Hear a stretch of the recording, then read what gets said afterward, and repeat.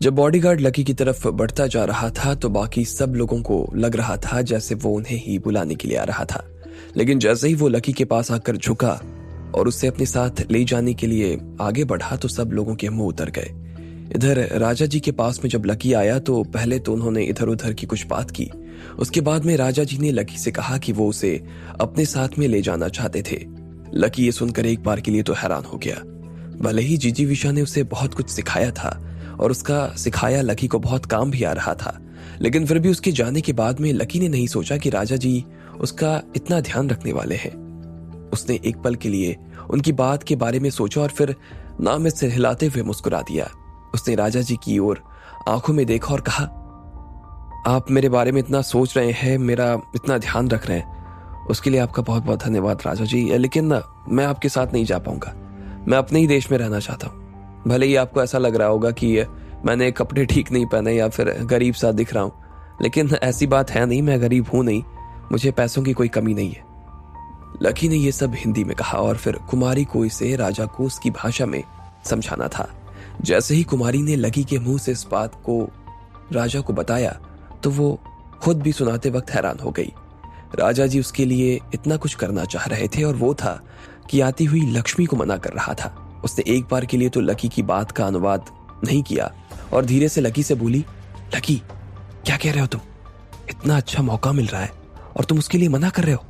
तुम्हें राजा जी के साथ में उनके देश चले जाना चाहिए यार। एक बार अगर तुम वहां चले गए तो फिर जिंदगी भर पीछे मुड़कर देखने की जरूरत नहीं है। हो सकता है आने वाले टाइम में ये तुम्हें वहां का राजा बना दे, तुम्हारी सारी चिंताएं खत्म हो जाएगी। लकी, राजा जी तुम्हारा भला देख रहे हैं यार और तुम उन्हें मना कर रहे हो। लकी ने कुमारी की बात के जवाब में बस हाँ में सिर हिला दिया। कुमारी ने लकी को देखा और फिर एक गहरी सांस ली। कभी कभी उसे भी समझ में नहीं आता था कि आखिर लकी था तो था क्या। जब वो समझ गई कि लकी राजा जी के साथ में नहीं जाने वाला था तो फिर उसने लकी की बात का अनुवाद राजा जी के लिए कर दिया।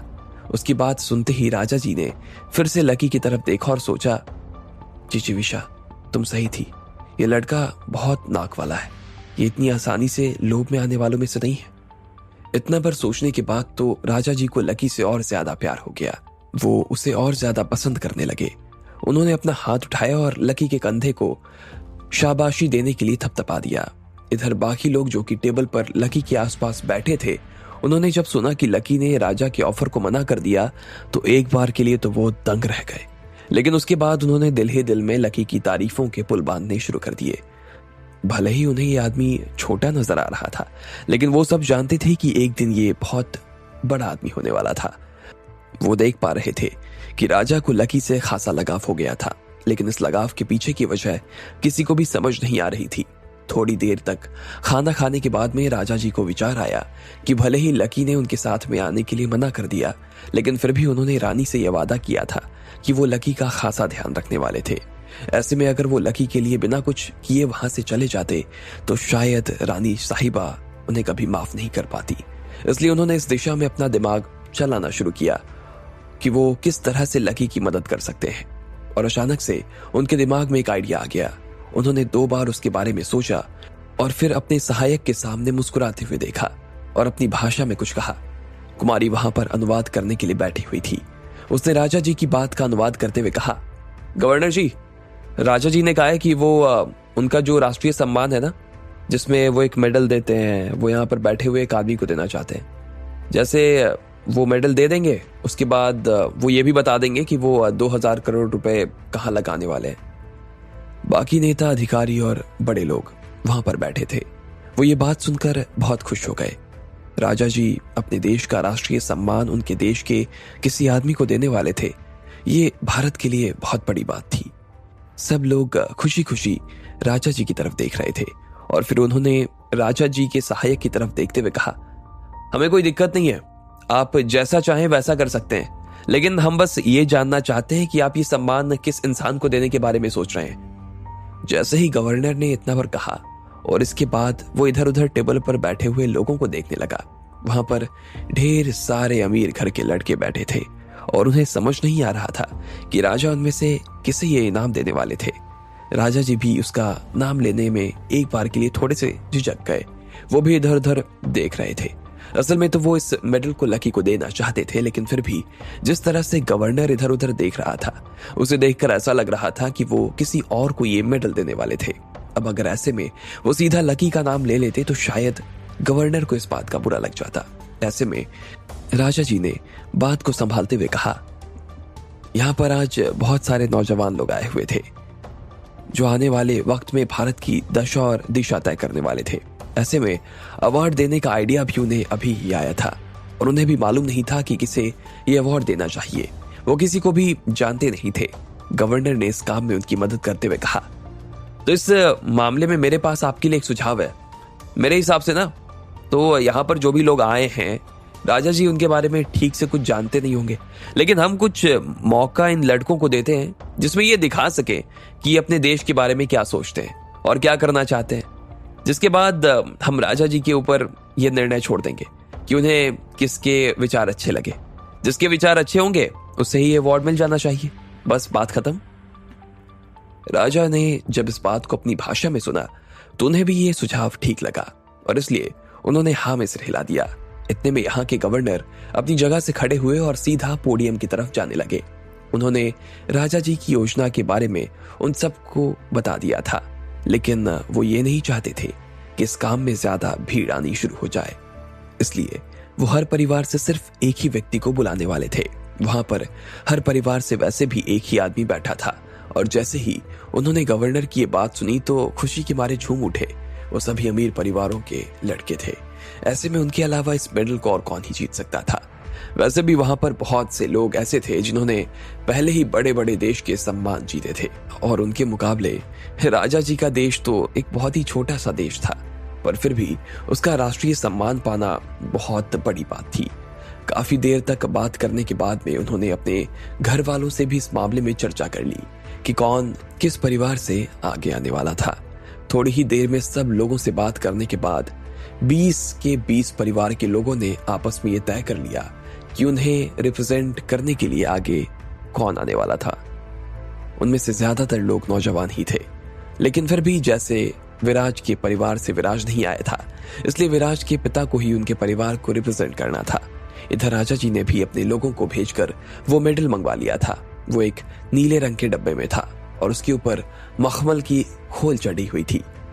उस मेडल के बीच में उस देश के सबसे पहले राजा जी की तस्वीर बनी हुई थी और उसके आसपास फूल गुदे पड़े थे।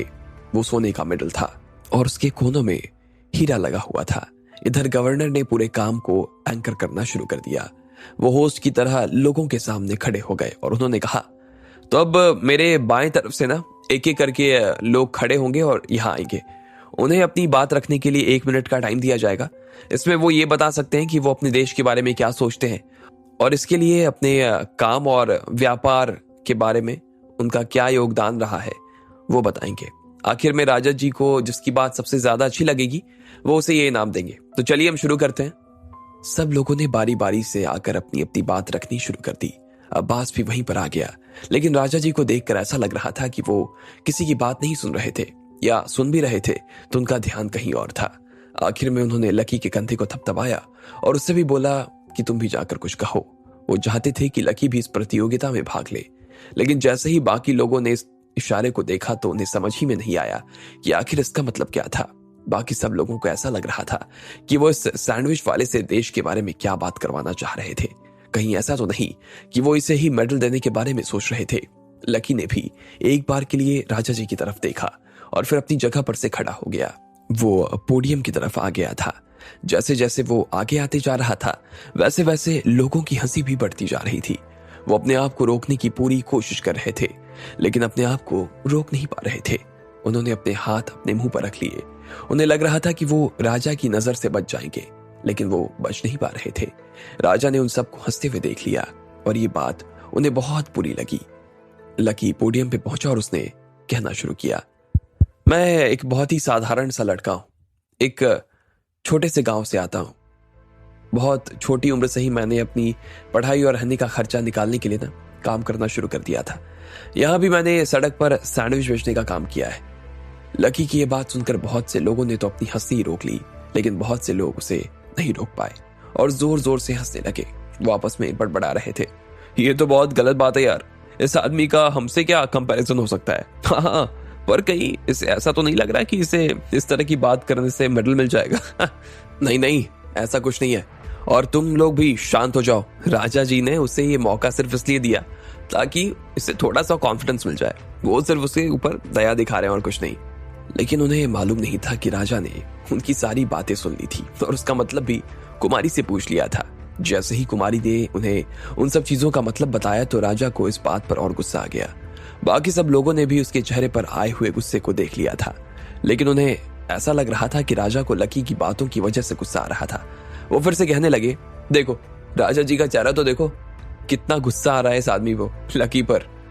हाँ यार, ये आदमी तो सच में बहुत बेकार है यार। ये अभी भी बोले ही जा रहा है। अगर इसकी बातों की वजह से राजा जी को गुस्सा आ गया ना और उन्होंने पैसे देने से मना कर दिया तो मुझे तो लगता है कि ऐसे में ना हम सबको इसे जान से मार देना चाहिए यार। अब आगे क्या होने वाला था? क्या लकी को वो मेडल मिलता? आपको क्या लगता है, क्या होंगे इन सभी सवालों के जवाब? कमेंट बॉक्स में कमेंट करके हमें जरूर बताएं। और सभी सवालों के जवाब को जानने के लिए सुनते रहिए इंस्टा मिलियनेयर सिर्फ पॉकेट एफएम पर।